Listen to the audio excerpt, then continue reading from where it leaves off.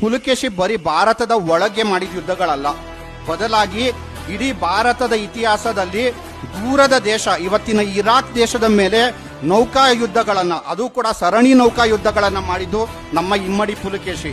Imagine ಮಾಡ್ಕೊಳ್ಳಿ, 1400 ವರ್ಷಗಳ ಹಿಂದೆ ಇರಾಕ್ ನೆಲದಲ್ಲಿ ನಿಂತು ಯುದ್ಧಗಳನ್ನ ಮಾಡೋದು ಅಂದ್ರೆ ಅಷ್ಟು ಸುಲಭ ಅಲ್ಲ. ಇವತ್ತಿನ ಒಕ್ಕೂಟ ಭಾರತದ ವ್ಯವಸ್ಥೆಯಲ್ಲೇ ನಾವು ಅಷ್ಟು ದೂರ ಹೋಗಿ ಯುದ್ಧ ಮಾಡಿಲ್ಲ.